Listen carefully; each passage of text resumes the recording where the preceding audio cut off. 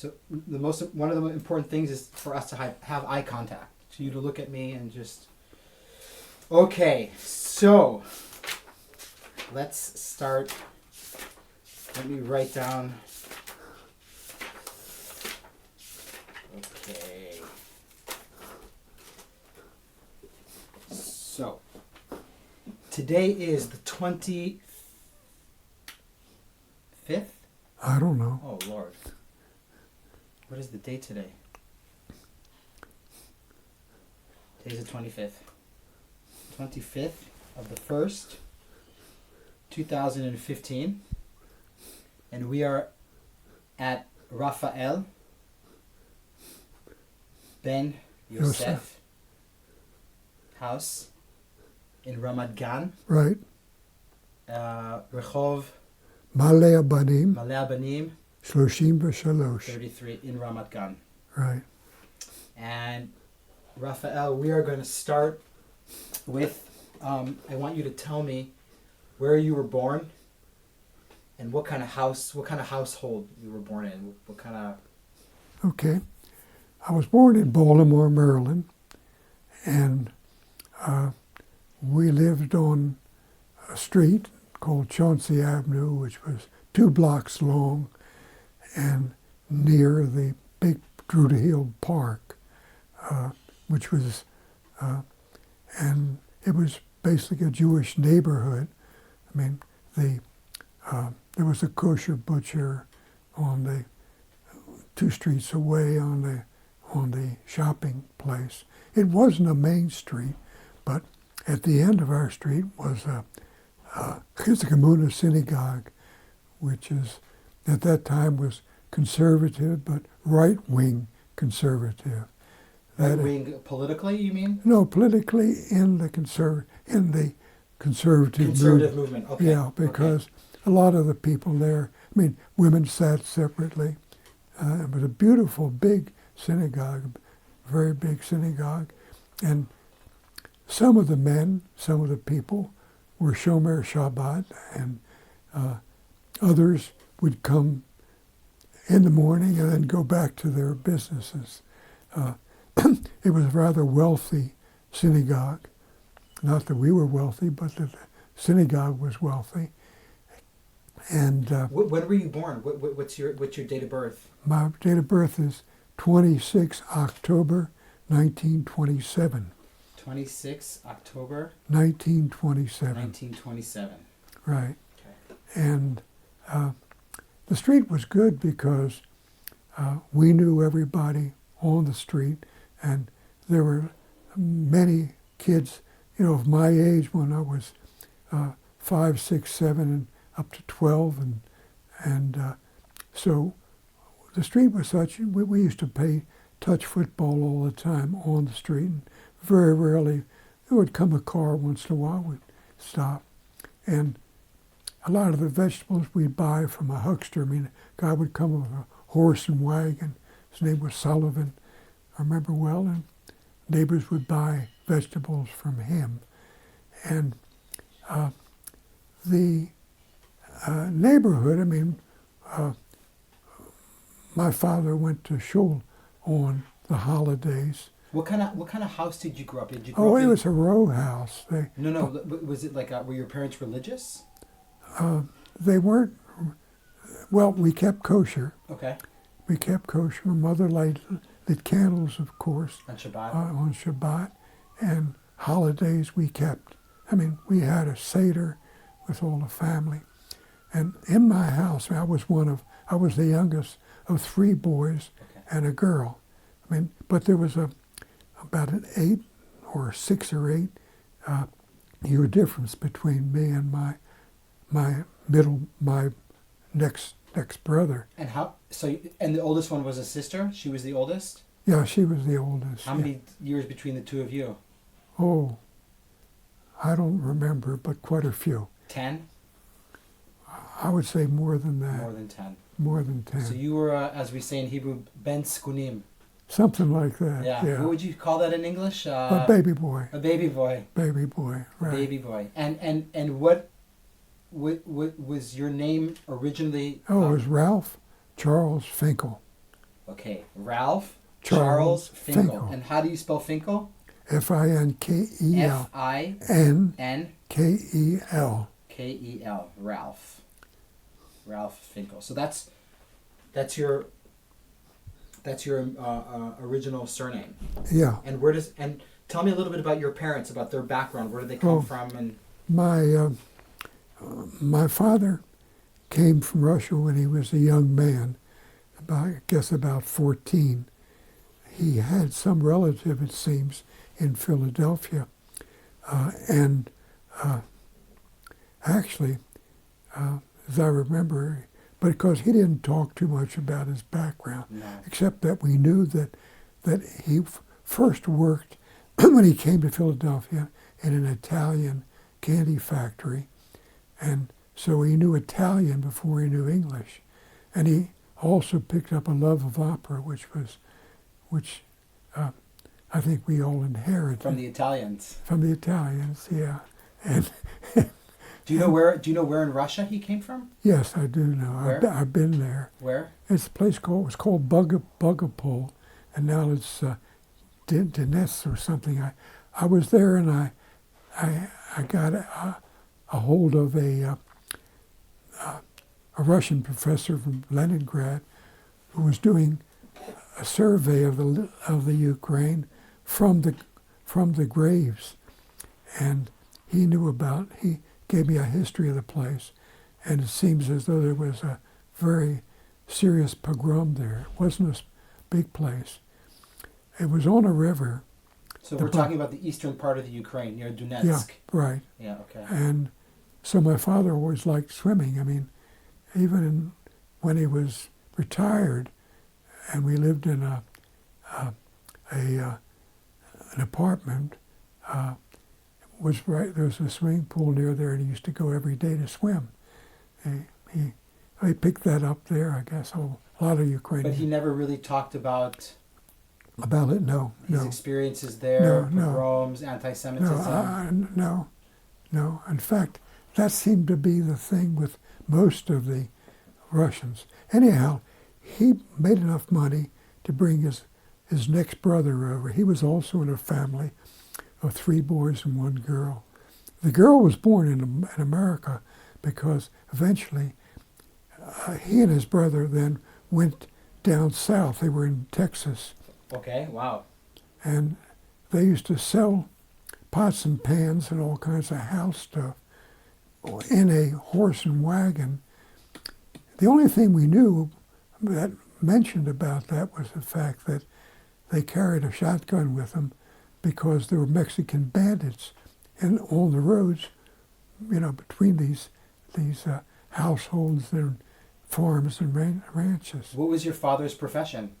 He didn't have a profession. Right. He learned English from a night school when he was, when he came back up north. And then he worked his way up north. And the only one story we heard about that was once in Kentucky. He and his brother were selling, to farmers, and they came to one place where there was a still. And the people there thought that he was federal, so they started loading up their rifles. And so my father and his brother just hightailed very, very quickly away from that place. But he eventually landed up in a place called Clarksburg, West Virginia, and there he met my mother, who was there. She had some relatives there, and she was visiting them, and met my father there. Where was your mother from? First of all, what was your father's name?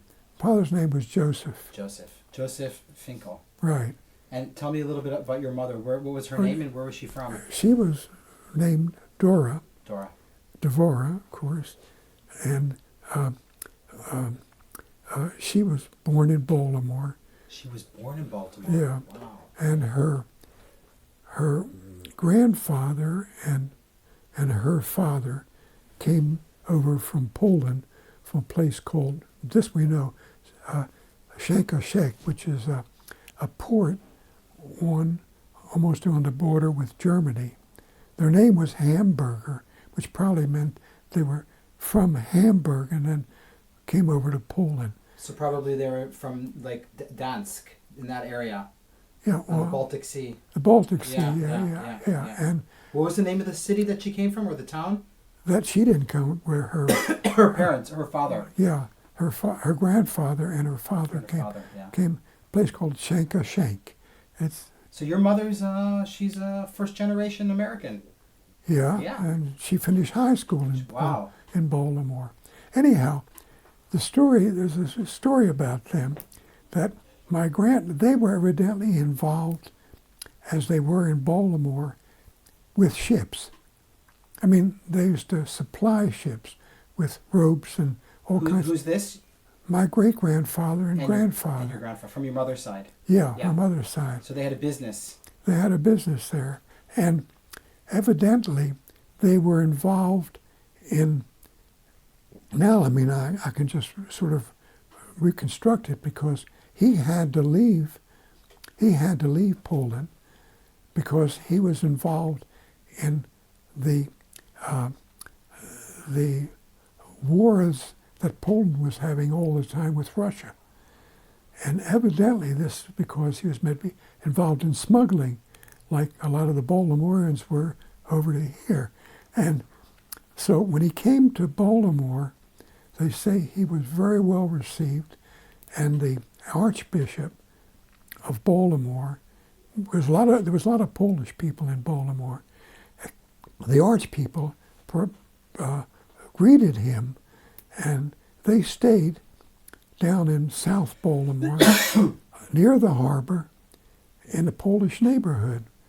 And my mother spoke fluent Polish because of that, and had many Polish friends. And when I was a kid, sometimes she'd take me to a Polish wedding, and with all the music and everything. Really? Anyhow, so they lived there, and then finally came up to Northwest Baltimore, to where we lived.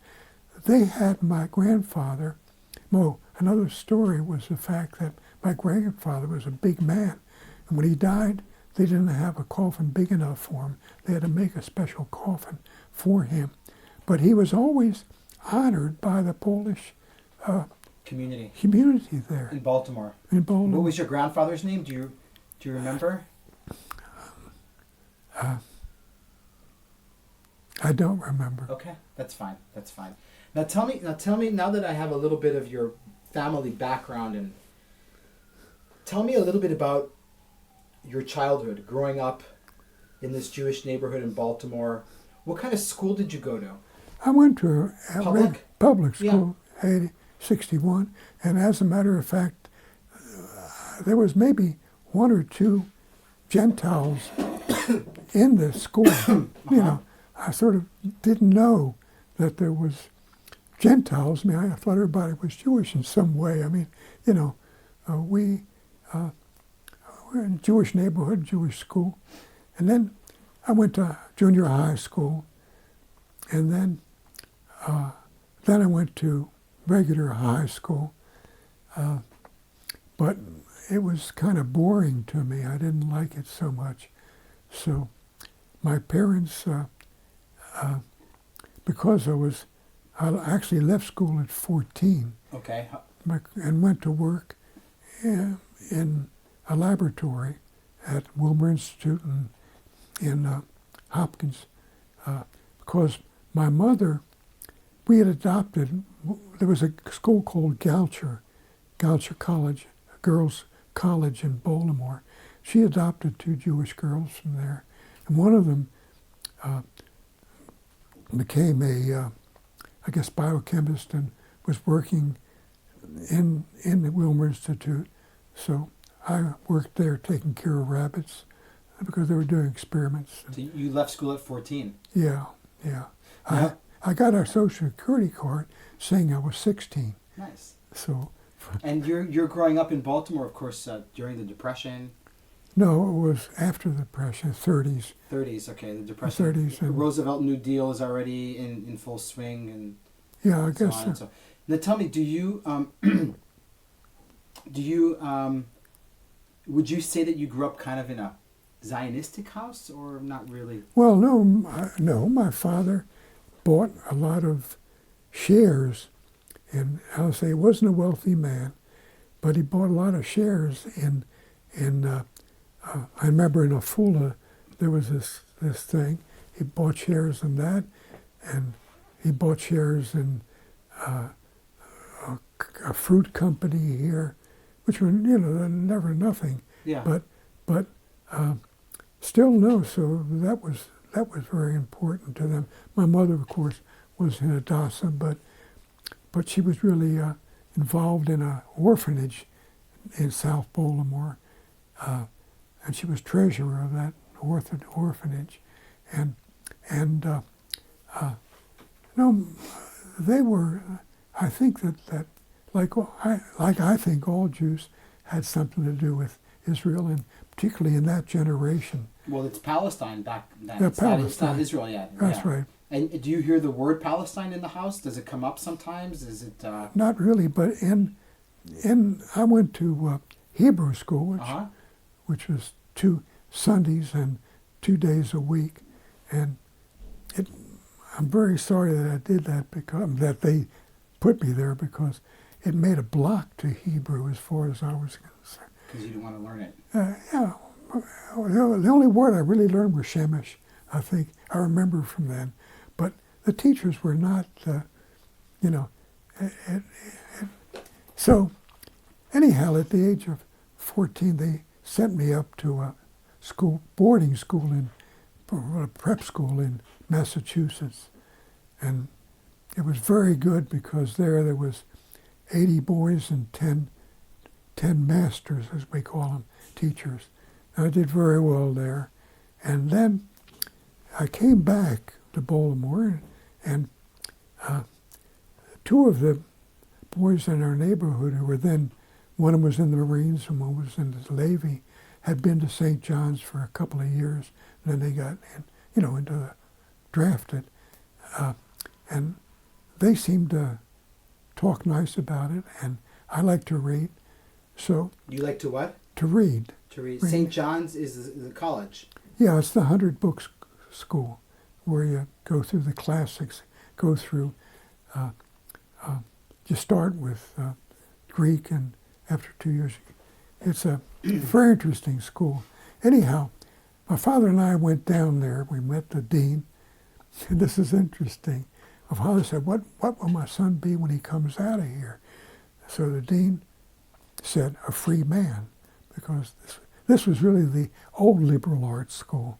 I mean, we started with reading Homer and did Euclid, and every day we had an hour of mathematics, an hour of... Wait a second. I just want to get this correct. You finished high school. Yeah, but at that time, during the war, most of the colleges were taking in people who had done 2 years of high school. Okay. Because, the men had been drafted. Right. Students had been drafted. Right. So either those at school... So how old were you when you went to 15. No, you went to Massachusetts to the prep school? 14. Then at 15 you went to? St. John's. St. John's. And where's that located? Annapolis, Maryland. In Maryland. Annapolis. Near the academy. We're near the academy, yeah. It was a very, very good school. I want to go back just really quickly. Do you, in the late 1930s, like 36, I know you're young, you're 10 years old. 10 years old. There's riots that break out in Palestine. Yeah. Well, I'm just going to give this to your wife because it's your phone and it's ringing. Hold on. Just a second.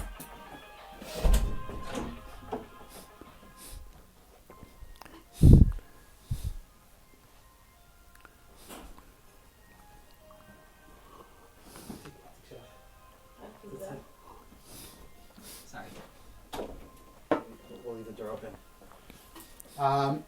There's riots that break out in Palestine. I'm sure now, of course, you know about it, but in 36, 37, 38, do you guys get any of these news? Do you remember anything significant about that period? I think, no, except the fact that I did go to, in our synagogue, I was going to Young Judea. Okay, that's That's exactly what I wanted to get to. You did go to Young Judea. Yeah. You did have Young Judea. Yeah. And I had a BB gun, of course, like most of the kids. And I remember once coming to, we didn't have uniforms, and anything. But I remember coming once to, when we had a play or something, I brought my BB gun along as though, we were doing something. But I don't remember that, we were involved in what was going on here. But we had something about Palestine, I guess, in our in talks there, whatever we did, and I guess that was.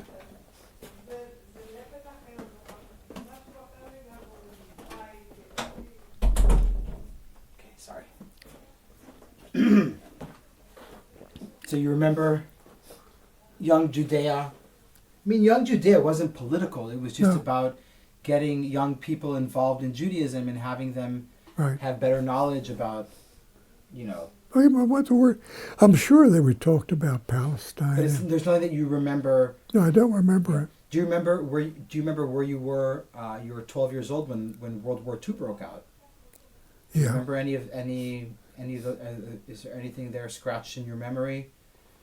Either from 1939 when the war started, or December 7th, 1941. Oh, certainly. Everybody remembers that. Where were you?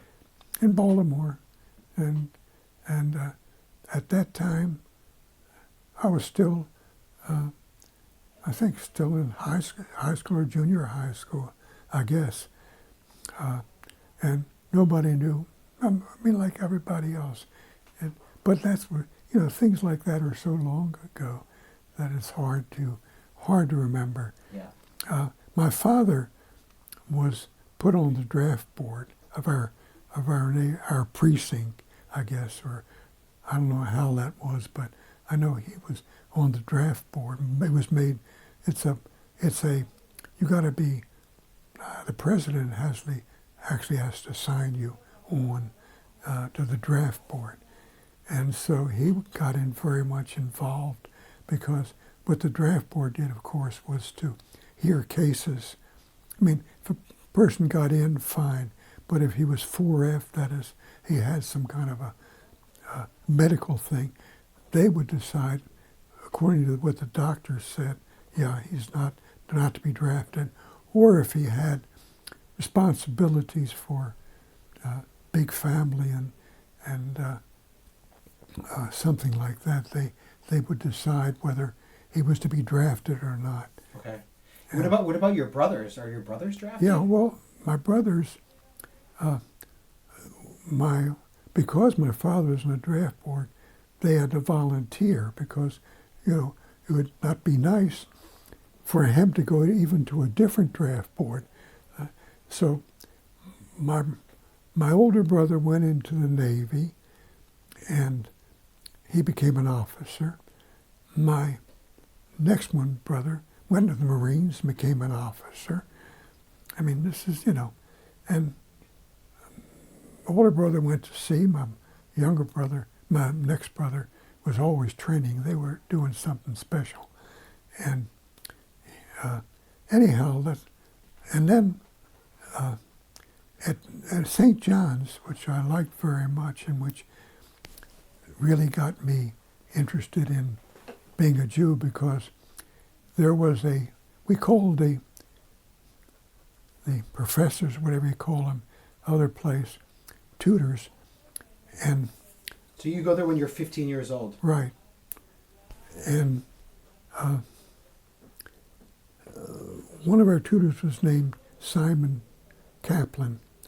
He had been evidently yeshiva bacher in Russia, and then went to Heidelberg and got his PhD in philosophy. And anyhow, he came to St. John's, and he had a class called afterward, because everything was at St. John's was required. There was no no options there. You went through a curriculum. Just for the record, tell me what St. John's is. It's a liberal arts college. Liberal arts college. You get a BA there, but you go through you go through the history, I guess the literary history, the scientific history, mathematical history of Western civilization. And you do this by reading the books, doing the experiments. You do the experiments of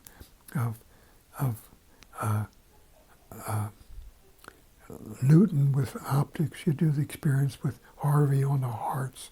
You do the experience of electricity, and you do all these things.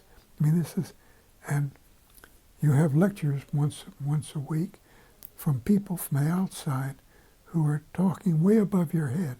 But the idea is you learn to listen.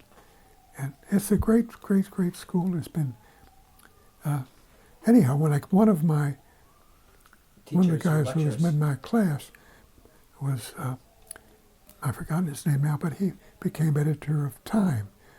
And and one of them was the head of the Geological Survey of America. I mean, it gives you a real intellectual background. I mean, to think. And you're 15, 16 years old. Yeah. But you wanted to tell me about the specific tutor that you had. Well, he had a extra curriculum, religion, because we read not only the Greeks, I mean, all the Ascalon, Euripides, and I mean, not play from save me each one of them, and Homer and Plotinus and things like that, which talked about the sort of the Greek gods. But then you went up and you started with the Bible. You read the Bible, at least not all of it, parts of it, and you went to Thomas Aquinas and the medieval philosophers who were in the main religious. And anyhow, Simon Kaplan had a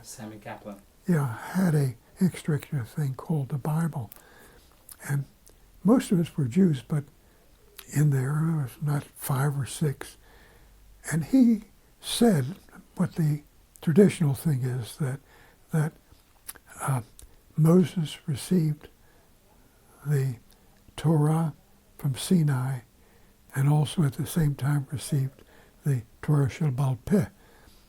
And that was the first time I understood why we do the mitzvot. So it worked on me, and it looked to me to be the right thing as a Jew. So then I became more and more religious. Really? Yeah, from that.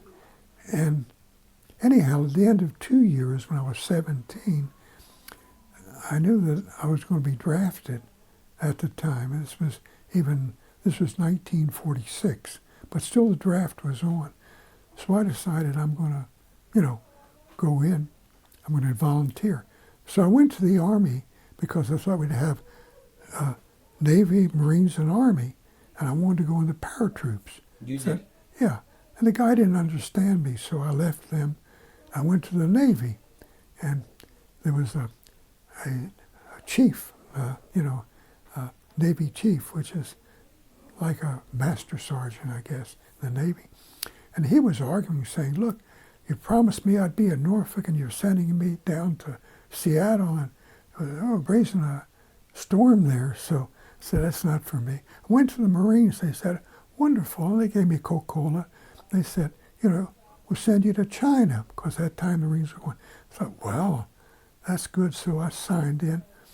And my parents said, okay. I mean, they knew that my father was on the draft board. So you joined the Marines? Yeah, I joined the Marines. And wait, let me just write this. At age? 17. 17 going on 18. 17, 18. And was the regular Marines, by the way. They had because it was after the war, and they were... After the war, 1946. Yeah. And right, 1946? Yeah. And they wanted. You were born in 27, 46? And they wanted. Yeah, and they wanted. A lot of the reservists had left. All the reservists had left.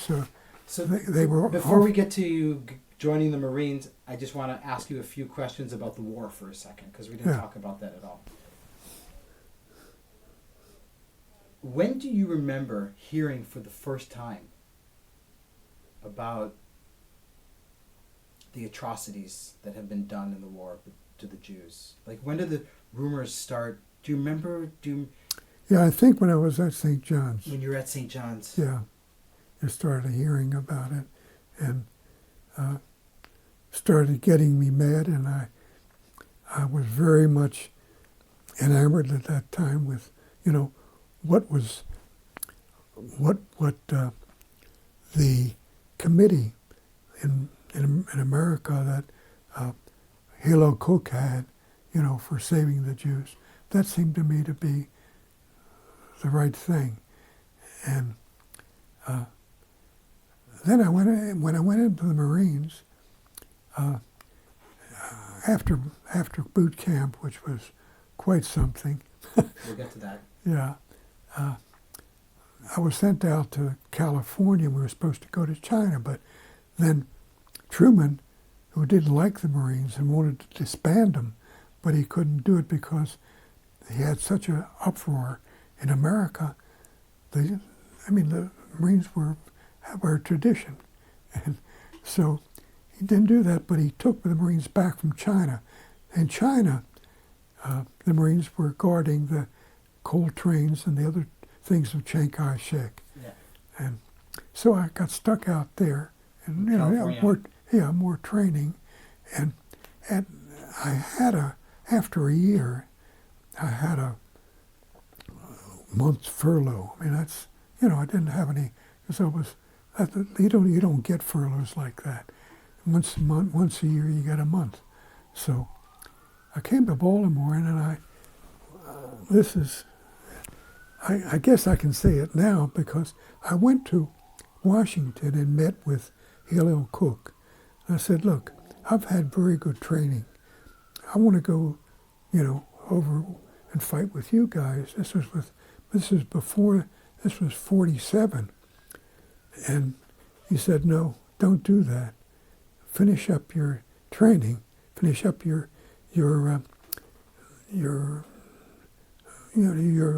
what you signed in to do, and then we'll talk. So, but I was saying I'm willing to desert and go over there, but. Now, okay, so we jumped a little. I wanna. At this time, you said that when you were at St. John's, you became religious. And you became religious on your own. Yeah. Your family didn't. Did you wear a kippah? No. But you definitely became religious. Yeah, I mean, I remember coming home, and my mother was saying, "Wow, you're turning off the light in the refrigerator." They were. Yeah. They were tolerant of it. Okay. Yeah. So you go into, so we talked about the end of the war. After the war, there's you're hearing all about the refugees in Europe that are trying to get on boats and trying to get to Palestine. And what the British are doing. The British and the whole thing, and you're gung-ho. You're gung-ho. Now you join the Marines. Yeah. Where do you do your boot camp? Beg your pardon? Where do you do your basic training? Basic Paris Island. Paris Island. Yeah. Wow. Yeah, that's 6 months. Isn't that 6 months of basic training? 4 months. 4 months. Yeah, but I stayed on a little bit more for some more rifle training. So, let's talk about your experiences in the Marines. Well, do you deal with any anti-Semitism there? There was a bit from the old timers. I mean, the ones who had been in the Marines for, say, 20 years or something like that. Yeah, and most of them were Southerners. It wasn't felt. One time, some guy made a remark, and I answered him back, And but the younger people that came in with me, and particularly those guys in boot camp and afterward there, most of them had never met a Jew before. And, they were from Louisiana, Iowa, Alabama, Mississippi. Yeah, and so they were actually curious about what a Jew was. Right, interesting. At that time, I knew a bit more, so we could discuss it. So, what are you trained with and for in Paris Island? Basic training. Are you trained in rifleman? Right, sniper, rifleman, mortars. No, actually, they wanted to put me into something that has to do with how you evaluate who's going to be in what, and so they gave me that. That was a small course. When I went out to California, I was still a rifleman, but I was involved in a thing called air infantry, which means that they didn't have money for Marines, didn't have money for gliders or, anything. So the idea was you go into a DC-3, which was this Dakota.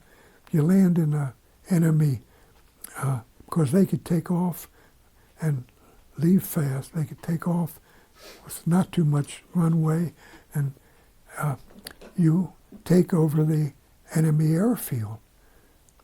So that's what I was training for, Yeah. Anyhow. So after basic training, you go to California. Yeah. And they tell you that you guys are going to eventually go to China. Yeah, and then they say, no more China. So how long were you in California for? Another year. Wow. Another year. No, a year, maybe a year and a half. And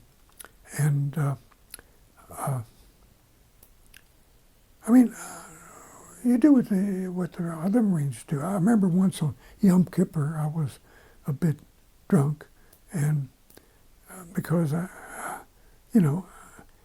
I went into a tattoo place because a lot of the guys were tattooed with the Marine emblem, with a bulldog or something.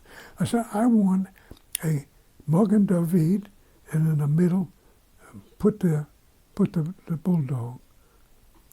And the guy looked at me and he said, we don't have anything like that.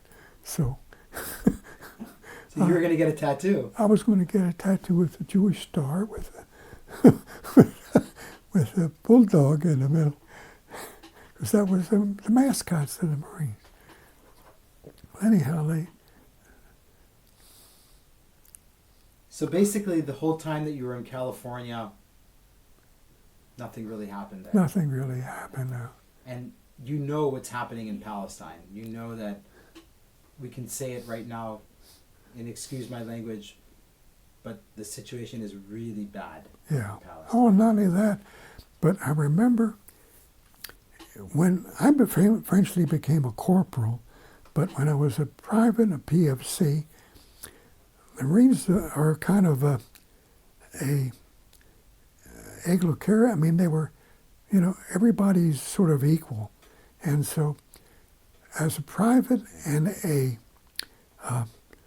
PFC, you have to do a month a year, or I don't know, maybe a half year in mess duty. That's in the kitchen. I mean, this was on bases. And which base were you in California? Do you remember? It was El Toro. El Toro. It was an airfield because we were doing this kind of training. Sure. And I remember the Mexican boys were singing, Jews with broken noses, fight for the land that gave you Moses, fight, fight, fight for Palestine. Yeah. So, and when I got discharged, the warrant officer, we call him a gunner, of our outfit, said, Finkel, you're going to Palestine, aren't you? I mean, they knew, what you do, what your duty is, if you're a Jew. So anyhow, and what is the duty? to go to avenge what happened in Europe and, fight for the Jews. That's your duty. Now, I want you to tell me about this meeting that you had with, who's the guy in Baltimore that you met with in Washington? Hillel, who was he? Hillel Cook. Hillel Cook? Yeah, his name was, they called him Berkson then. Hillel Berkson. Hillel Berkson? Yeah. It was for the committee, I've forgotten, for Free Palestine or something like that. Hillel Berkson. Yeah. Berkson. Well, he was well known. I mean, that. And he was a rabbi? No. No, he was just a well-known Jewish leader in Washington or Baltimore? No, in Israel. In Israel. He was, I guess he was with the Etzel Alechi, I don't know. But he was with the revisionists. He was right wing. Okay, so you meet him? Yeah, I met him. I went to see him. Where? In Washington. But you're still in the Marines at this time? I was in the Marines. You're still in the Marines? Yeah. How do you get to him? How did you find out who? I don't know. You look in the you ask and you look in the telephone book. There was no computers or anything. Okay, so you meet this Hillel Berkson? And I tell him I've had good training and I want to go over to Palestine. I'm willing to leave now and desert the Marines. And he says, don't do that. You've got an obligation, and after you get through, we'll talk. Were you disappointed that that's what he told you? Were you really willing to desert? Yeah. To go there, yeah. Yes. It's...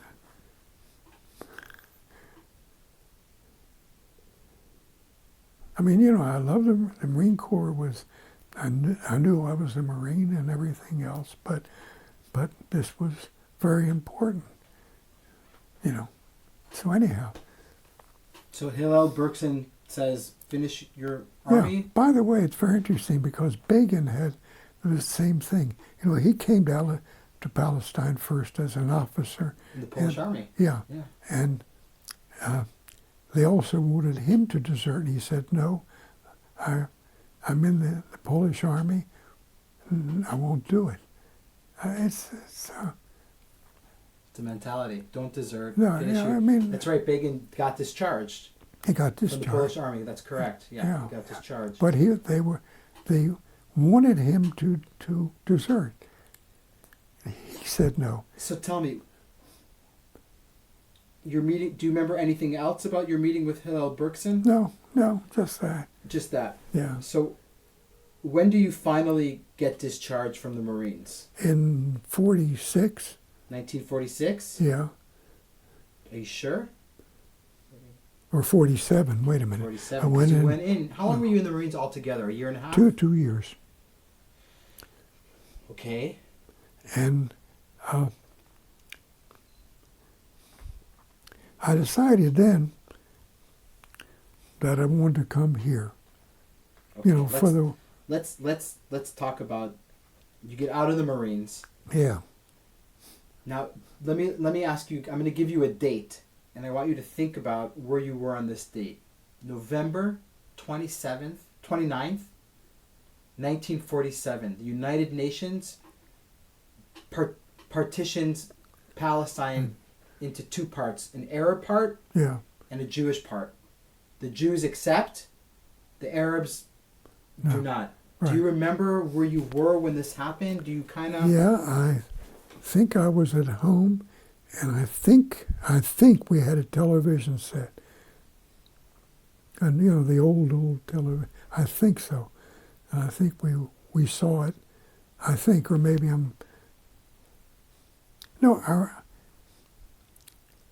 I remember that happening, but I didn't understand what it meant, really. I didn't understand. But I knew I wanted to come here. And there was rumors, Baltimore had a good Jewish community, and some of the people were involved in getting arms over here. Okay. And were you involved with any of that? Do you remember any of that? Well, the only thing I remember, and this was even before when I was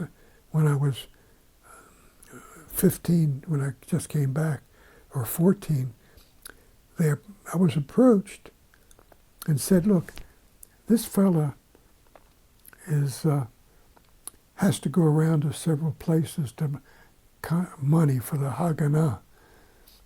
And could you take him around? Because, he didn't know the streets in Baltimore. So I did. And it was very interesting because he said he was from Czechoslovakia and his father had been in the government there. And everybody was worried and about what was going on. He said, you never know in foreign affairs. Things can turn over overnight, so don't worry. It was a very interesting thing. Anyhow, I looked around, or I asked around, and there was a labor Zionist, in Baltimore. There was a what? A labor Zionist. Labor Zionist. That was connected to my pie. It was a Baltimorean. It was a doctor, Dr. Seidel. Do you remember his first name? Herman, I think Herman Seidel. Dr. Herman Seidel, I think. He was well known. He was a good friend of Ben Gurion and all that. But he was an American. Yeah, in Baltimore. From Baltimore. So he's like a good address to go to and Yeah, I wanted to ask about going over. He says, I'll see if I can help you. And he gave me a physical examination and a psychological examination and told me there's something called Land and Labor, which was an office in New York, and there was a major, it was, if I remember his name, Major Wiener or something like that, was in charge of it. Everybody knows, all the American boys went through him. And anyhow, I didn't have a passport because I was not yet 21. And in those days, you had to be 21. I went to my parents and I said, will you sign for a passport? They said no. So we had, your brothers, we were worried about them. So, don't stay here. Relax, take it easy. Take it easy, and you can help them out here. So after a while, I said, okay. I forged their name on the application.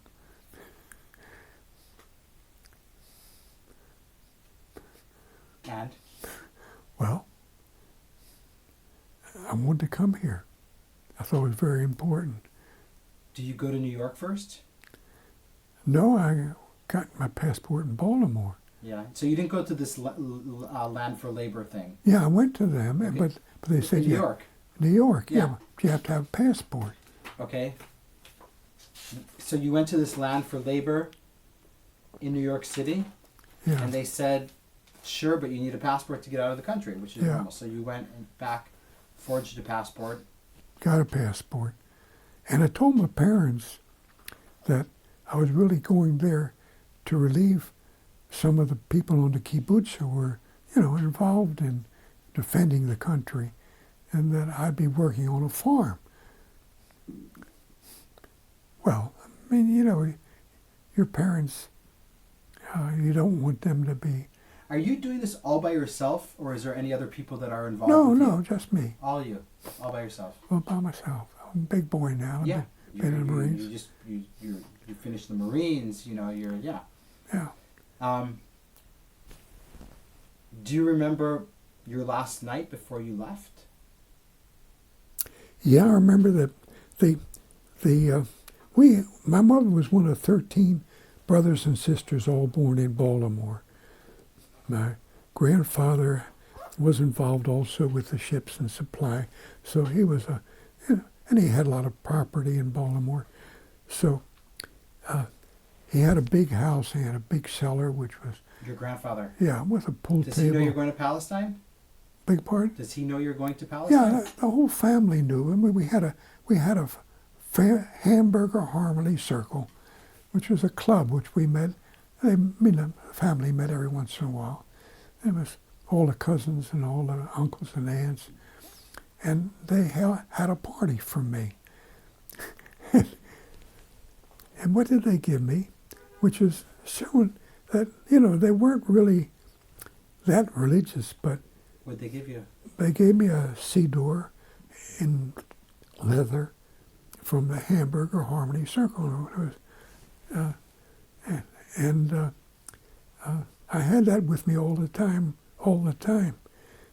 That was over here. I mean, during the war anyhow, where I had it, still have it.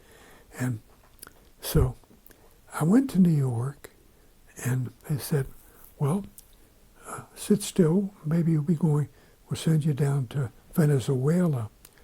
They thought at that time, the thing was you had to be, it was still October. I waited a long time. So this is October 48? 48.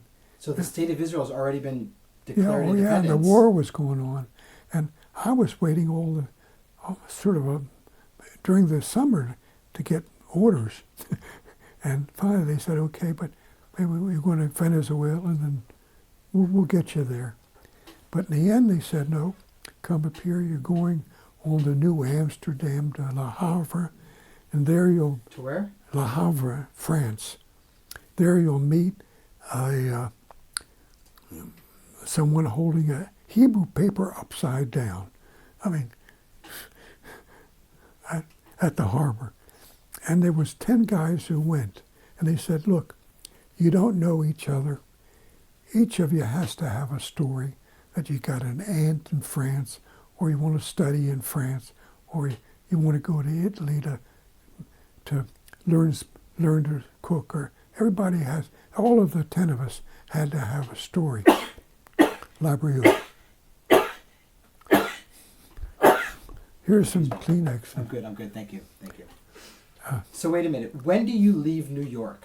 Do you remember? Yeah, sometime in October. October 1948. 48.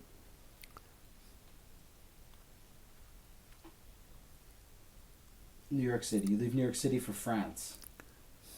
Right. It was interesting, though, that we were stopped. The USS Amsterdam, what's it called? The New Amsterdam. That was a regular thing. It was interesting, though, that we landed first at Newcastle in England, and there came aboard 2 plainclothesmen, and they started asking us, what are you guys doing? They asked every one of us. They seemed to know, the English seemed to know. Anyhow, we all told our story, and if I knew what I was doing now, I'd say, screw off. I mean, you guys, what are you asking me for? I'm an American citizen. I'm going to France. What the hell what's your business? But at that time, we were, green. Who are the other people with you? Who are these 10 other people? There were 4 of them, or 5 of them, who had established they were engineers or people who knew machinery, who were machinists, on lathes and so on. And they had established in America for the Haganah and for Tzahal, really, a factory for making bazooka shells.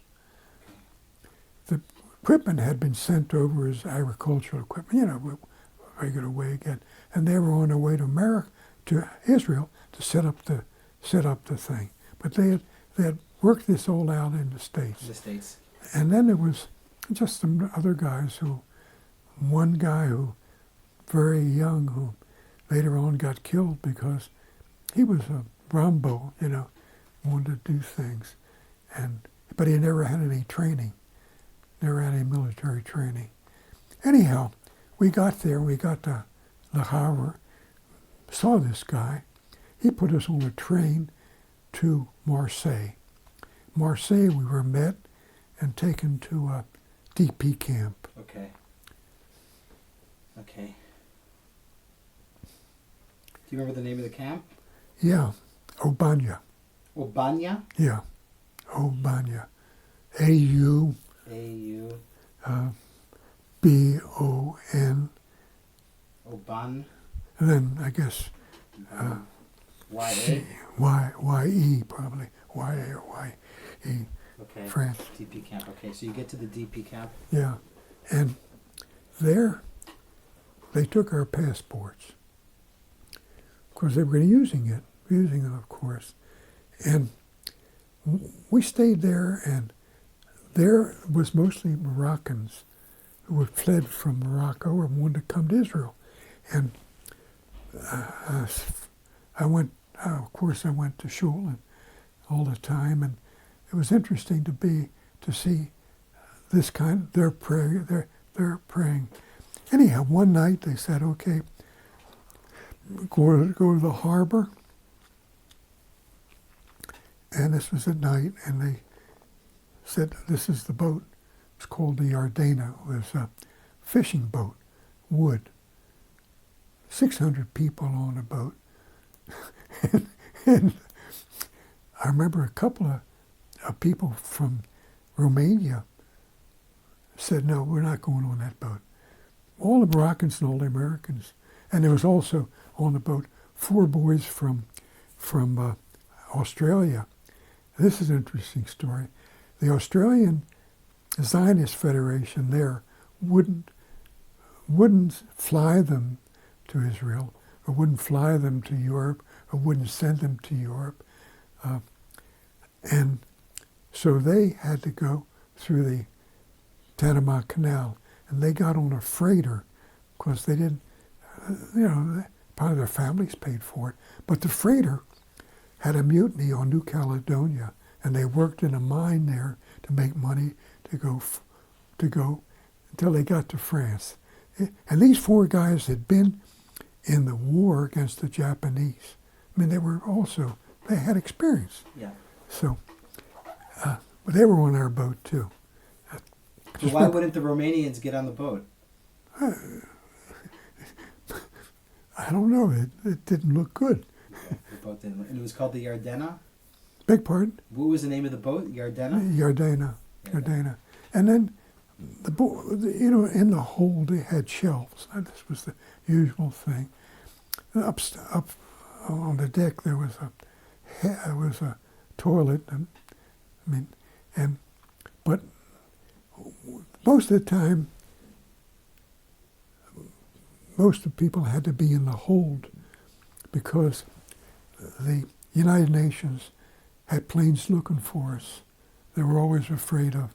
The United Nations didn't want young men to come, and although there were older people and so on, but there were also young men from the Moroccans on board, and the Egyptians also were looking. So a lot of time in a hold. Up top, on the deck, which was bad, which is much better. We took 10 days to get to Israel.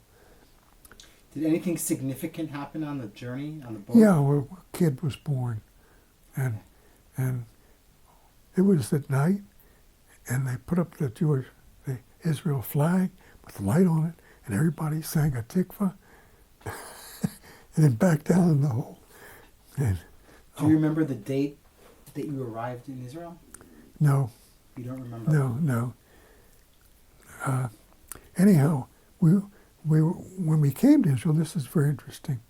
We got off the boat, and there were 3 or 4 Irish soldiers, from the British Army. British soldiers?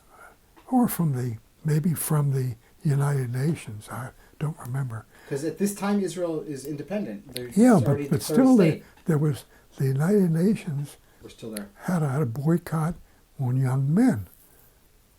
anyhow, these guys, go through. There's no, they didn't like the British, I guess, as much as we did, and I guess, I don't know, or maybe they were paid off. Anyhow, the boys from this factory, went to a army unit called Chemed, which is Chel Madai or something like that, and they established a factory in Haifa. Right. And but where so you arrive in Haifa.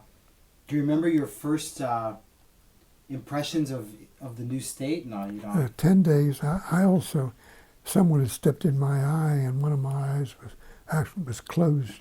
I mean, I had a lot of pus in it. Really? Yeah. And on the boat? On the boat, yeah. Yeah, you got it was dirty. And, yeah. So you get to Israel, and for the first 10 days, where are you? Well, they put us in You get to Haifa? We got to Haifa. There was a tender waiting, a pickup truck waiting for us, or maybe a big truck, and it was Rockins. They let us off. They let them off at Beit Lit, and we went down. Televinsky? Beg pardon? Televinsky? Yeah, but they let. This is interesting. They let us off in Petah Tikva, on the Petah Tikva Tel Aviv road, and said, "Go down there." This was after 10 days on the ship. Dirty as we were, dirty as could be. Never had a shower, and they say, "Go down that road." I mean, I don't know how many of us there were. I mean, I guess the Australian boys and us, and so we walked and walked and walked, and finally we came to Telitvinsky. And I don't know why they let us in, but they let us in. The first thing he did was gave us a pair of pants, I think, some underwear, not very much. I mean, just an undershirt and maybe 2 undershirts and a shirt, and of course took a shower, went to sleep, and next morning woke up and went to the chow hall, and the first thing I remember, and I'll always remember, the breakfast included herring. I said, "Man, you've come to the Jewish country." Anyhow, we stayed there a while, and they sent another soldier with me, I mean, a real soldier. I think we took an oath there. I don't remember. An oath, yeah, of being inducted into the IDF. Yeah. Yeah. I don't remember. Okay. But they sent a soldier with me to Tel Aviv to get my eye taken care of. And I remember it was on a regular bus. And I remember an old lady, I still had my dirty jacket from the Marines on. It was a fatigue jacket. And my eye was like that. I remember an old lady stood up and said, "Would you like to sit down?" Anyhow, they took me to Zalmanhof, which is a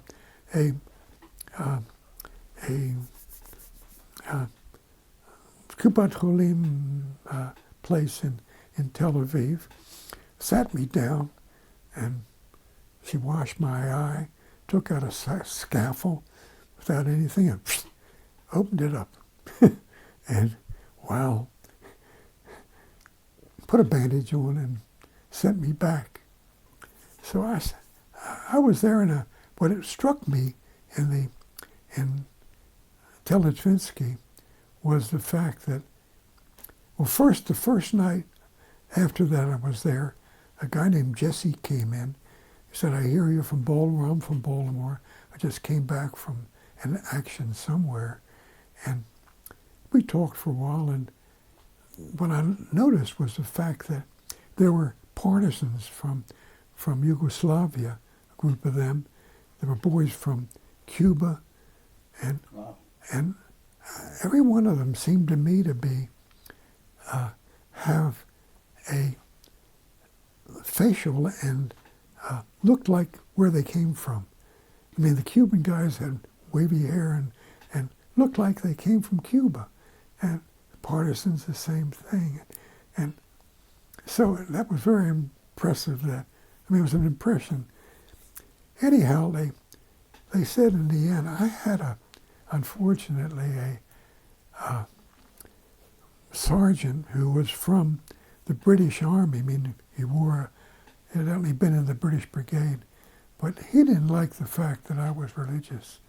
And he really gave me a hard time about religion, about being dati. In Israel? In Israel, yeah. So I had my orders to go to the Shayat Shloshesrei, because that's where a Marine should go. On the way on the bus. Wait a sec. So you get your Wait a sec. You get your orders. Yeah. To go to Shayat Shloshesrei, which is the Navy SEALs. The Navy SEALs. Yeah. You're a Marine. Yeah. And this is after your eye has healed a little bit, or yeah. And you're in Televinsky. You're recuperating. They're letting your eye. Yeah, but and you're meeting all these Mahal people from all over the world, from Cuba, from Yugoslavia. Yeah. Very impressed. And then you get your orders. Yeah. Shayat Shloshesrei. And. Okay. On the way up on the bus to Haifa. No, but these people, the place I should be at is Athlete. That's where they train. So on the bus, I met some sailors, and they said, "What are you going there for? Nothing's going to happen. These guys sit around and don't do anything," which was not true, by the way, but you never can trust a sailor. That's what I learned in the Marines. And then I remembered, I said, my God, am I going to get into something that like this sergeant, I'm going to give me talk about the fact that I believe. And so I said, no. And I said, where can I go? So I was talking to people on the bus. They said, maybe something going on in Beit Shan. So I took another bus at Haifa to Beit Shan and went into a kibbutz there, and it was interesting, but there was nothing going on there. So I went back and said, what can I do? So they said, look, also talking to people, go to Yavne, there are Americans there, and from there you can because in those days, you sort of picked, if you didn't like an outfit, you went to another outfit. It seemed to me, it was fluid a bit. So they said from there you can get involved. So that's what happened. I went to Yavne, and they had a quota to go into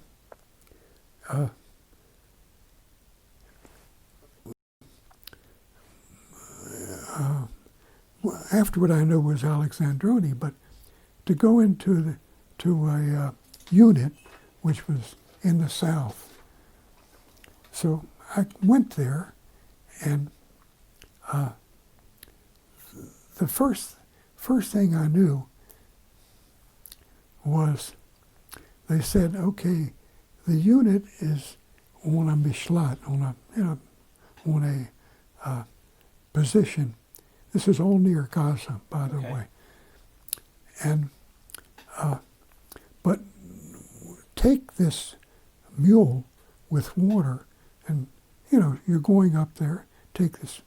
It was an open field, and the mishlat was sort of on a hill, and before I knew it, on this side, on that side, on this side, boom, boom, there was. They were sniping at me with what they called a 25-pounder, the Egyptians. And the mule, I don't know why he didn't seem to didn't bother me. They didn't have good marksmanship. And so I came there with the water. There were two big containers of water on each side of this mule. And from there, what I found out what our job was. Who are you with? What unit? What battalion? Where are you? There were guys from. There were three of us from the Americans from this Yavna thing. There were boys. There were people from Givat Brenner, and even from very religious guys from Chofetz Chaim, kibbutz. And what I'm trying to figure out. So you're near Gaza. Yeah. Do you know roughly? No, I don't know what we're doing. No, not the dates. No, all I know is the fact that we move out of there and go into a Pardes. And we go to several positions, and every place we go, we just shoot, and then we get fired on. And then, afterward I knew what we were doing.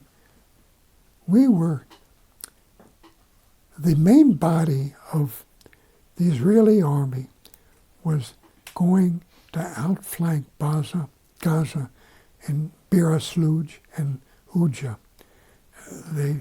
Yigal Yadin had found an old Roman road, and that's where the real action was taking place. It was very important because this would cut off the supply to Gaza. But they wanted the army, the Egyptian army, to think that the Makkah, that our offensive was coming from facially to Gaza. Uh-huh. So we knew that there were other groups, and there was one battalion which tried to do an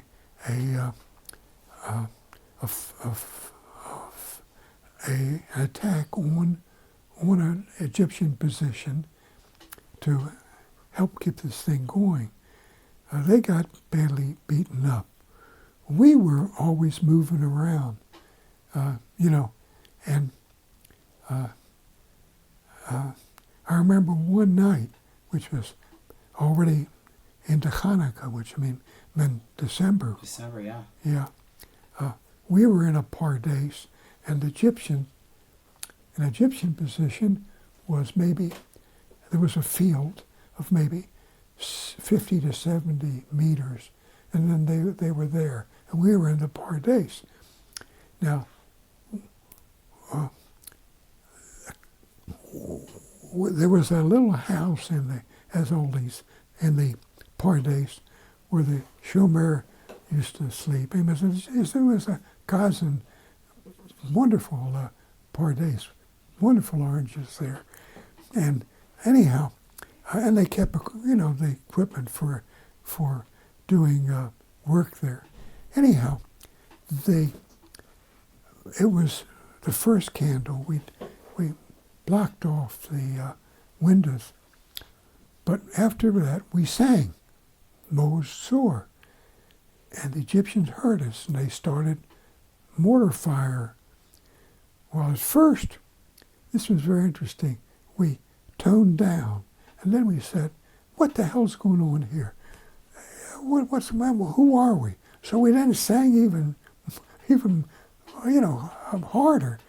And we said, it's the hell with them. So, but as I say, I remember reading afterward a book by this fellow, Benny. He's a professor at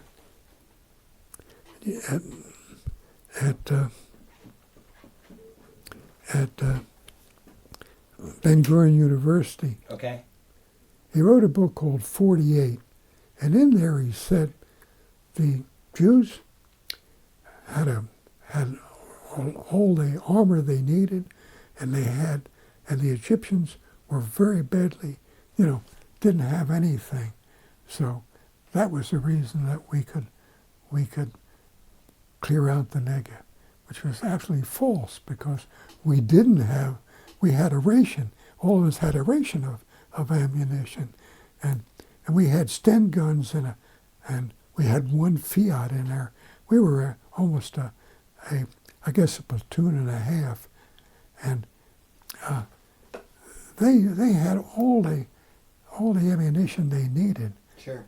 I mean, we used to say, we saw that Sod, a kibbutz called Sod, which was underground at the time, at say 12 o'clock would get maybe 1,000 shells.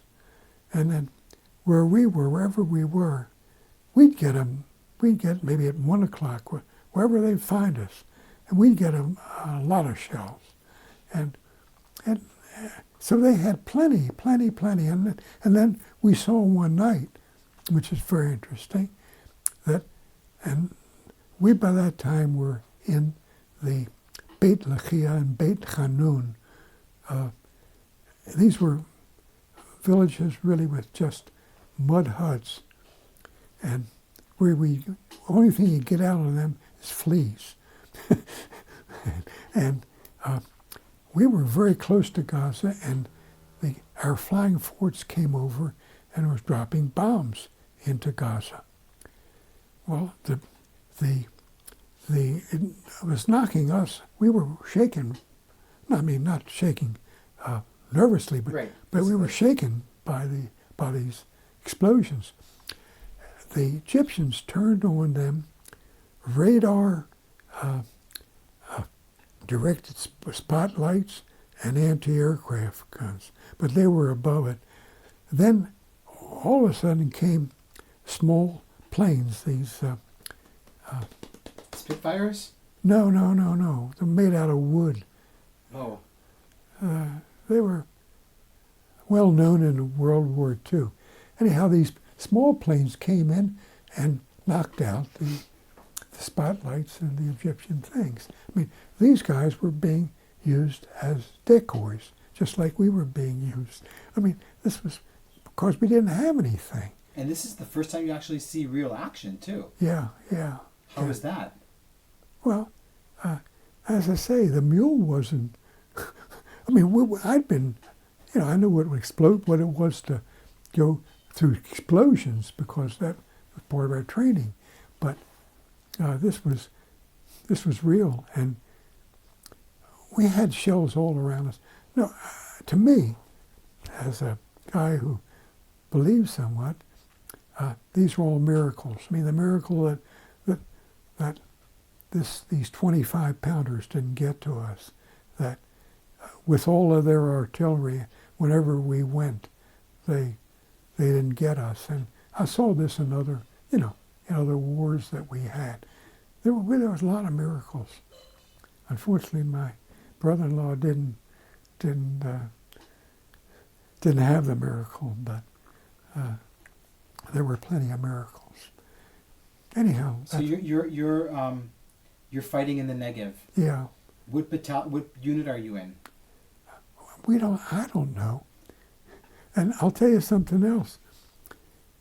The night they came up, the guys from the 89th who had just finished up in Beresluj in Gaza, and we were to join them going into Gaza.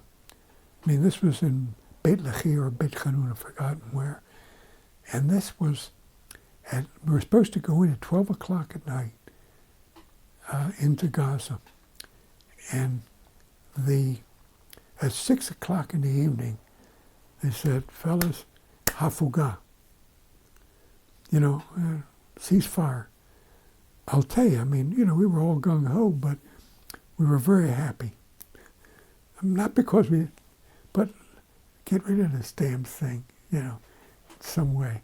We were all very much elated by this, and but as I say, I don't know what you knew. I know that we were attached then to the force that was to go into Gaza. Is this where the war ended? Is this already? Yeah, that was when the war ended. Yeah. So this is March 49, something like that. February 49. I think it's February 49. February 49. Because I remember going through New Year's Eve. 48, 49. And yeah, and not it did rolled off me, and I said, wonderful. I mean, now I know I'm not anymore there. Yeah, New Year's doesn't mean anything. We also had another experience. We were there after about 3 weeks.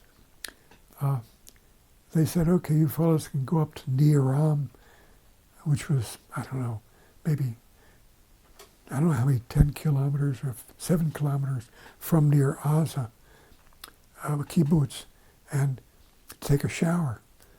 We get up there and we go, they just say, go up that way, we didn't. We got there and we walked through and went to the thing. The guy said, well, you just walked through our minefield. But I guess the mines weren't any good. What a soldier will do to take a shower. Yeah, but we hadn't taken a shower for 3 weeks. And you walked right through a minefield. We didn't know it. I mean, you walked through a minefield. Yeah, it was the kibbutz minefield. So, I mean, you're talking about miracles. Yeah. I guess you couldn't. I guess we couldn't win the war without that. And I couldn't be alive, I guess, without it. So. Is there anything else you want to tell me about your experiences in the war? Anything that maybe that you forgot or we forgot? Yeah. Once we were also involved while we were down there, and there was this Fallujah pocket. I guess that's Lachish now or what. Yep. And from Gaza, they used to supply them with produce. So we were involved in our group our platoon or whatever you call it, was involved in a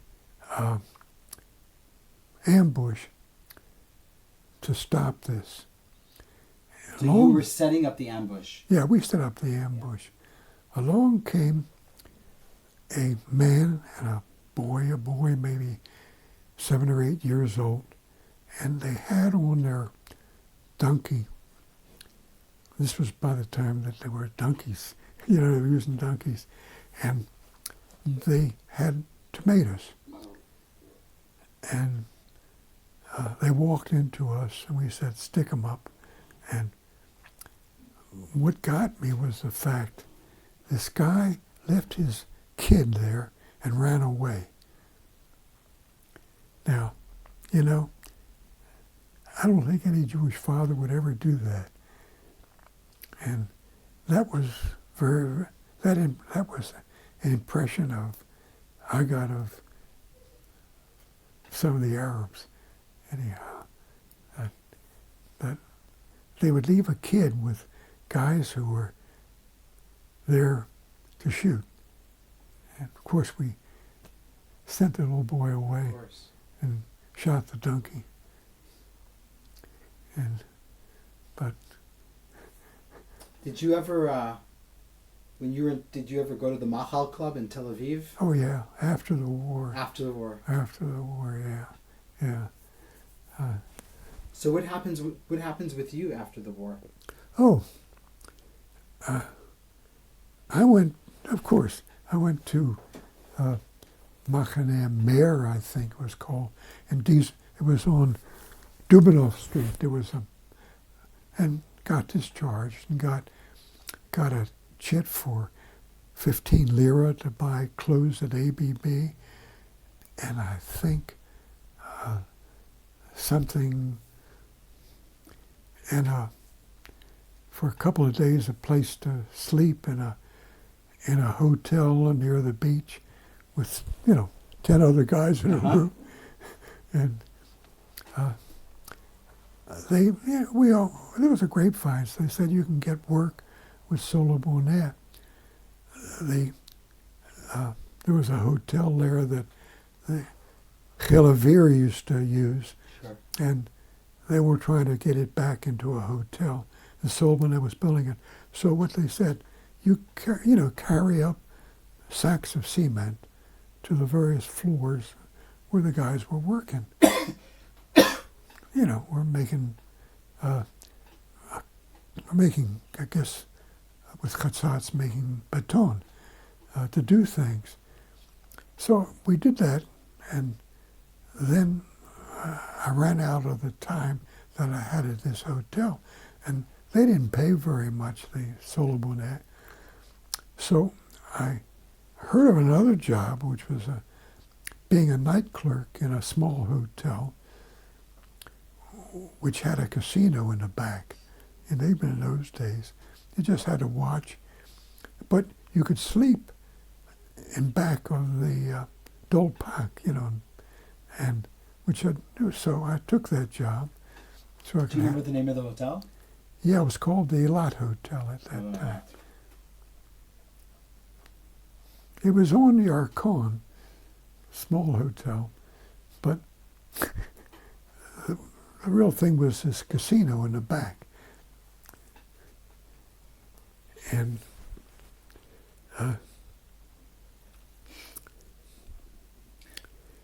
then I said, well,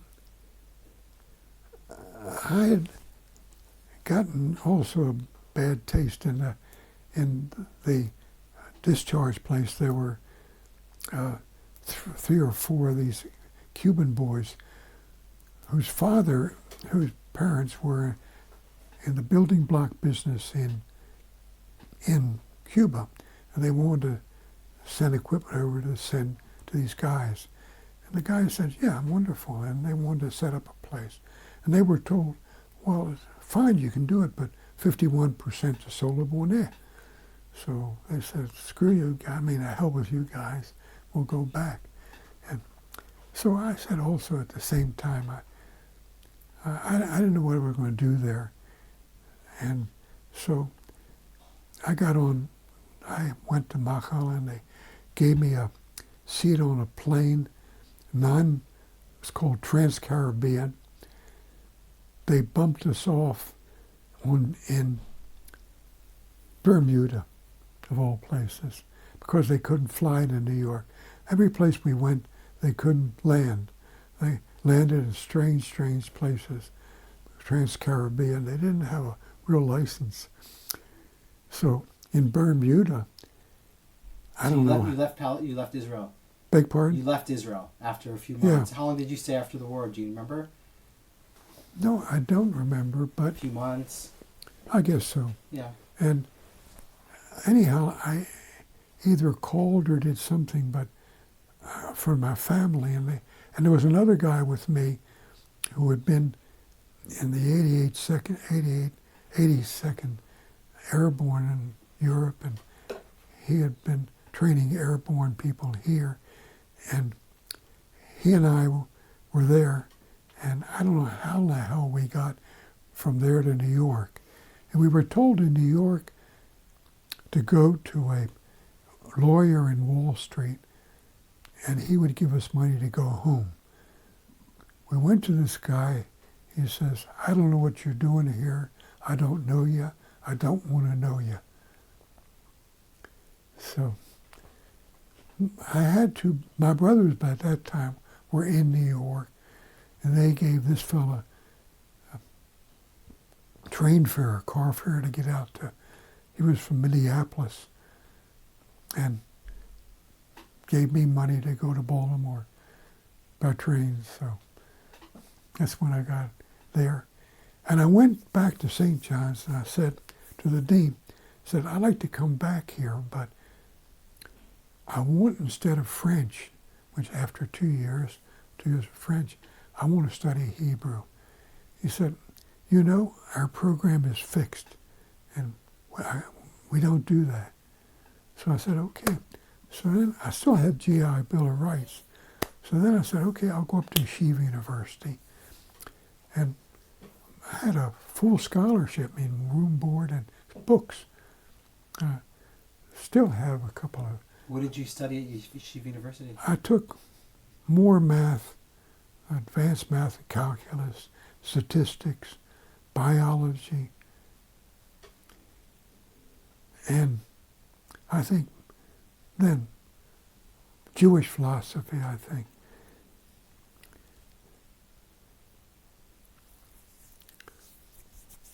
And what do you eventually... Well, then I said, we had friends in New York, guys who had been here together, and one of them was a very interesting fella. His name was Mayor Kaplan. He had done his PhD in philosophy. His father was a rabbi. His grandfather was a rabbi. His father was the head of the high school of Yeshiva University. And he went into philosophy. One of the smartest and nice guys I've ever met. He got a scholarship to go to be one of the two students with Martin Buber in Hebrew University. Sure. But on his way over, they flew to France. In France, the Jewish agency said, "Look, we've got an orphanage, and there's nobody to take care of the kids there. I mean, they had many orphanages, and we'd like you as a couple to do that. You know Hebrew, and so instead of going to Israel then, which was in '47, they took these kids, and when the state was declared, they brought them over with them, and how do you to somebody who doesn't really understand what Machal was, how do you look back on your volunteering for Machal? What did it do to you? I'll tell you something. Most of the boys sort of said, "We done the war." That's it. I mean, we're not Zionists. We're Jews. I think it was the fact that, as I believe is true, that every Jew has a Jew inside, and regardless of what, and so I think that was the thing that brought us over. I mean, guys who had been in the war, and guys who had been like these Australians and like this fellow from the paratroops, they had been really in the war, and there were others too who had been in the war, and it was the Jew in them that brought them there, and then they said, "Okay, I'm a Jew, but also I got family back there. I mean, parents, and Israel didn't connect with me. That was most. It didn't. No, it didn't connect with me. They're nice people, but did you feel bad about that, or did you want it to connect? I don't think so. I mean, I don't know, but I just know that after that I went back and I did this, and then my friend Mayor Kaplan, this was after he'd been in Israel and they'd come back, and we were all used to meet, a lot of us at his house. And this is another interesting story about the American Jews. We decided we wanted to put up for the summer, a falafel stand in Coney Island. This is before there was any real falafels around. So we used to experiment in his wife Sarah's kitchen, and we went out to Bensonhurst to learn from the Syrian Jews about making falafels. We finally got to how to make a falafel, and we went out to Coney Island and found a place that, we went to this Jewish guy and said, "We'd like to put up a falafel stand here." So we explained to him what it was and everything. He said, "Fine." He said, "We're going to put up a Israeli flag in the back, and we're not going to open up on Saturdays." He said, "No Israeli flag." A Jewish guy said. So we again said, "Screw you." I mean, we left it, but it got us mad that this is American Jew telling us something like that. Like this lawyer down in Wall Street. Wall Street, yeah. I mean, it was okay, they're Jews and everything, but they don't want to get tainted. They're anyhow, it was just a side thing. But Mayer said, look, you know mathematics. I was very good in geometry. I got hundreds, all the time, geometry. And at St. John's, I'd studied Euclid and Apollonius for solid figures, the mathematics of area and cubic meters and so on. So he said, why don't you go into surveying? You can always get a job there. So I used to take a course. I mean, it's aside from studying there, I used to take a course at a private school in New York. And then in the summer, CCNY had the engineering school had a camp in New York for civil engineers of surveying. I took that, and so when, pardon me, I decided to go back to Israel. What year was that?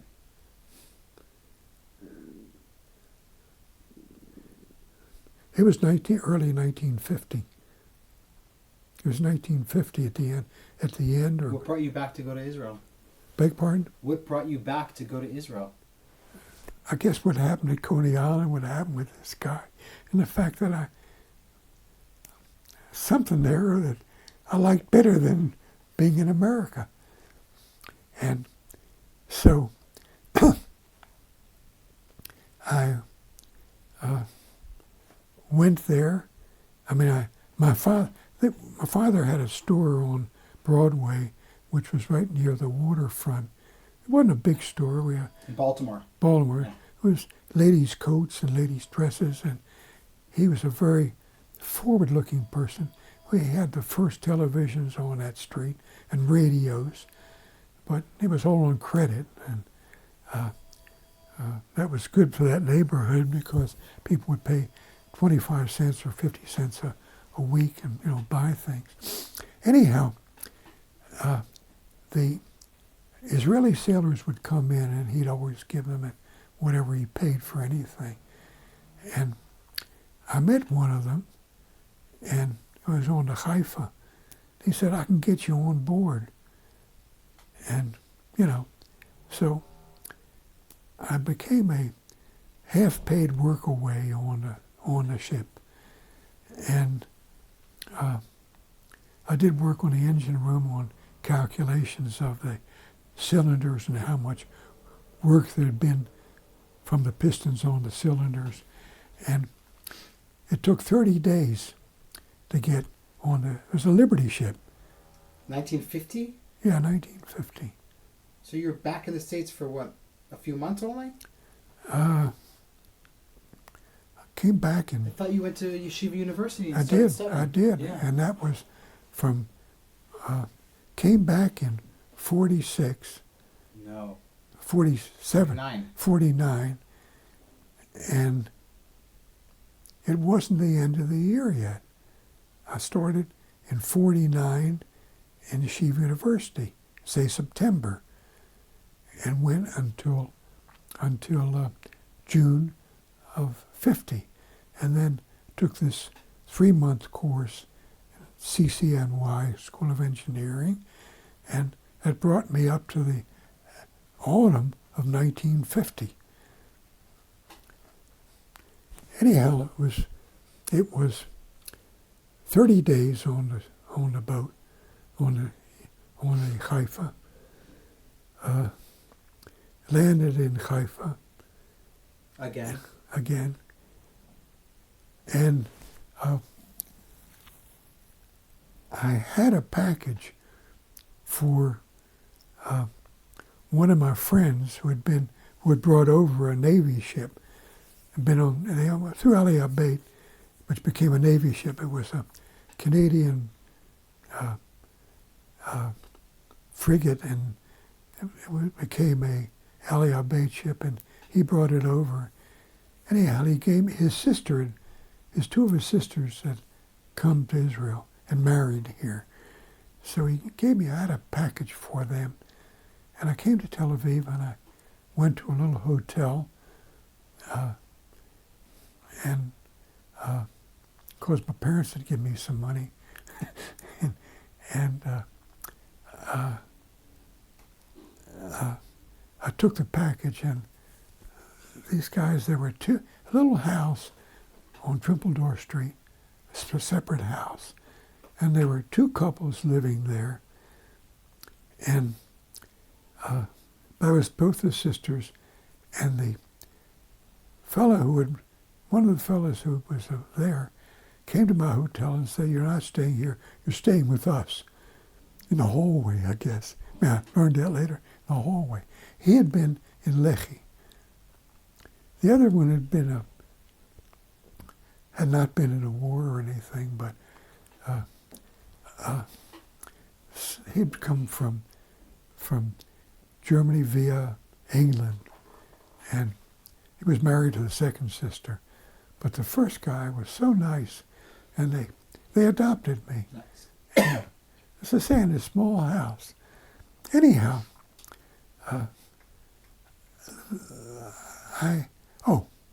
when I came first, before I went to them, I met one of the guys on deck, one of the deckhands, and he invited me over to his house in Kiryat Chaim. Mm-hmm. And we got there, and both of us said, we were kind of restless. He said, I'll take my bike, you take your sister's bike, and we'll make a trip around Israel. So we left. We went up to Metula. We went all over the area, and then on the road, Metula, Tarshish, which was then, and came down as far as Beersheba, stopping all along the way in kibbutzim and whatnot. And in Beersheba, we stayed in one of these old Arab houses that was still empty. I mean, they were very well done. Sure. They had a step-in black-tiled bath. And these were wealthy Arabs who had been involved in smuggling. You know, this was a smuggling station, Beersheba. So, and we said we want to go down to Eilat. We couldn't do it with our bikes because there's really no road. It was just... You mean motorcycles or bicycles? Well, bicycles. We had gone all this. This was about 2 weeks or 2.5 weeks.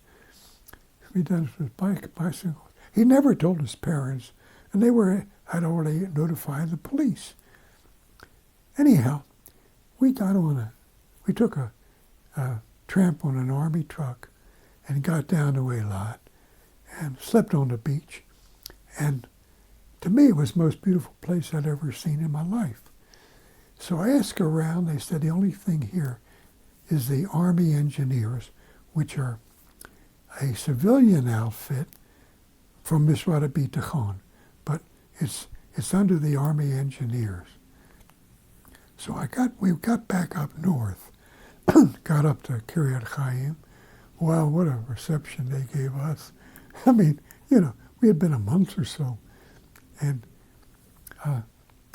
his sister's bike was, she was mad at me for taking her bike. Anyhow, I went back to Tel Aviv and went to the Army Engineer headquarters in Jaffa. Said, I want to go down to Eilat. I'm a surveyor. I said, that's good. So they said, first we're going to check you out. So they took almost a month to do a check on me. Sure. Bitachon. Sure. And they said, okay. So I went to Eilat. And the second day I was there was an engineer who was there, and he left. I mean, they put us on we were those who were either the ones who did blasting or the ones who were minahel avodah or installatorim or electricians. We slept in this tzrif, which was from Africa, from the British Army. It was cardboard walls. They put about 6 or 7 of us in one room, and the guys who were working, I mean, you know, our crew, were intense, and no plumbing really, outdoor. Okay. And how long do you carry this job on for? Yeah, How long do you work there for? I worked there for almost 2 years, Okay. and it was very, very Nice. good. And when do you get married? And Yeah, well, just So- briefly, because we're gonna finish. But okay, well, no. But you so, eventually do get so I married. mean, there, because of the fact that I had this surveying thing, and I knew how to calculate, and I knew how to read prints. I mean, tochniot. I did the work of this engineer, and I mean, when they said and I knew optics that I could do corners. There was a special thing you used to make corners and for buildings, and I had equipment, and it was fun. Nice. Really fun. Nice. I was one of the only ones who kept Shabbat, and they didn't fire me because they needed me. Well, Rafael, Yeah. I want to thank you. Okay. Wait. I want to thank you very, very much. Is there anything that you think that we missed, that we didn't talk about the period of the War of Independence? Is there anything that you feel that No, I don't think so. missed? I think that what was important was the fact that what we were doing really was being a decoy. I mean, so that and in the end of the war, we learned that we and other units that were doing the same thing had kept 2 divisions up in Gaza, which meant that the main force could do the real work of cutting off Gaza through. It was in Bir Asluj. You never knew that until I didn't know that until I started reading some books about.